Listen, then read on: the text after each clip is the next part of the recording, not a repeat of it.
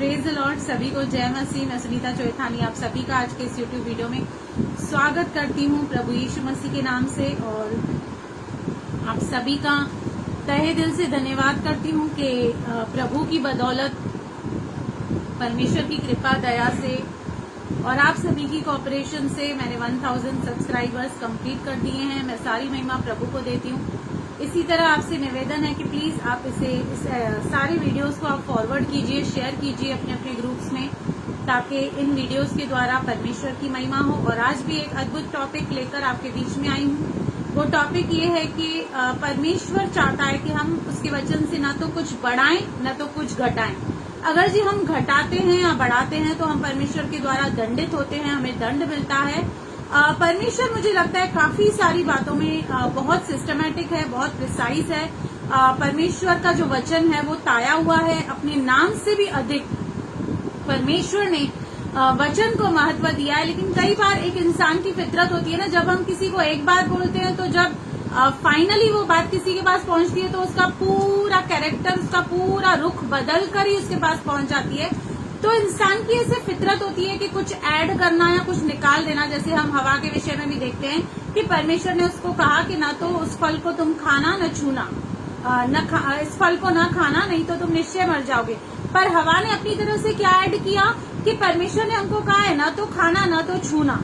जब उसने मैनिपुलेट किया तो वहां पर ही शैतान को मौका मिल गया। उसे पता चला कि ये इसने सही रीति से परमेश्वर की आज्ञा को ना तो समझा है और ना ही परमेश्वर के लिए इसके दिल में कोई आदर है, क्योंकि ये परमेश्वर के वचन को काट कूट रही है, उसको मैनिपुलेट कर रही है। तो हमें ये नहीं करना चाहिए। तो कुछ वचन आपके सामने रखूंगी जो ये बताते हैं, जो ये हमें समझाते हैं कि वचनों से हमें छेड़छाड़ नहीं करनी है। क्योंकि आज बहुत सारे ऐसे लोग हैं जो वचन को तोड़ते हैं, मरोड़ते हैं, ट्विस्ट करते हैं, मिस इंटरप्रिटेट करते हैं और उसे अपने ही फायदे के लिए इस्तेमाल करते हैं। तो यहाँ पर देखिए परमेश्वर का वचन क्या कहता है। व्यवस्था विवरण 4:2, व्यवस्था विवरण 4:2 कहता है, जो आज्ञा मैं तुमको सुनाता हूँ उसमें न तो कुछ बढ़ाना न कुछ घटाना, तुम्हारे परमेश्वर यहोवा की जो जो आज्ञा मैं तुम्हें सुनाता हूँ उन्हें तुम मानना। यहाँ पर क्लियर कट परमेश्वर ने जब 10 आज्ञाएं अपने दास मूसा को दी तो उसके साथ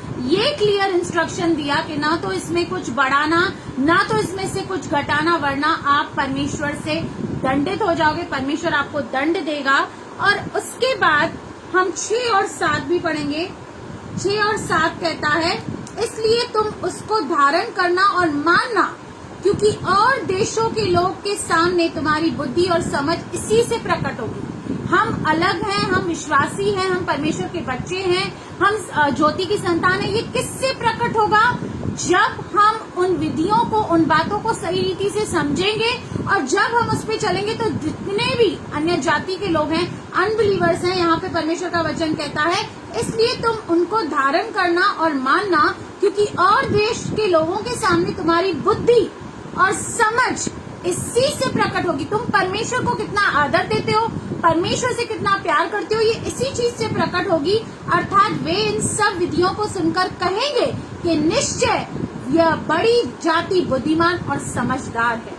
जब हम परमेश्वर को वचन जैसा वह है वैसा लेते हैं और अप्लाई करते हैं तो हम बुद्धिमान और समझ का काम करते हैं। देखो कौन ऐसी बड़ी जाति है जिसका देवता उसके ऐसे समीप रहता हो जैसा हमारा परमेश्वर यहोवा, जबकि हम उसको पुकारते हैं। हमारा परमेश्वर हमारे समीप रहता है। He is a very systematic God. वो हर एक चीज समय पर करता है, संतुलित वे से करता है, सिस्टम के साथ करता है। और इसी बात को हम देखते हैं कि प्रभु यीशु मसीह फरीसियों को क्यों डांटते थे, क्योंकि वो क्या करते थे, परमेश्वर की आज्ञाओं को तोड़ मरोड़ कर अपना ही उसमें डालकर मनुष्य का धर्म उपदेश करके उसे सिखाते थे। इसलिए प्रभु यीशु मसीह बार बार फरीसियों को डांटते हैं, चिल्लाते हैं। और इसी बात को हम प्रकाशित वाक्य में भी देखते हैं। परमेश्वर ने अपने वचन में क्या कहा कि कोई भी मेरे इस वचन से कुछ भी काटे नहीं, ना तो इसमें ऐड करे। हम निकालेंगे प्रकाशित वाक्य 22 का 18 और 19। मैं हरेक को जो इस पुस्तक की भविष्यवाणी की बातें सुनता है गवाही देता हूँ, यदि कोई मनुष्य इन बातों में कुछ बढ़ाए तो परमेश्वर उन विपत्तियों को जो इस पुस्तक में लिखी है उस पर बढ़ाएगा।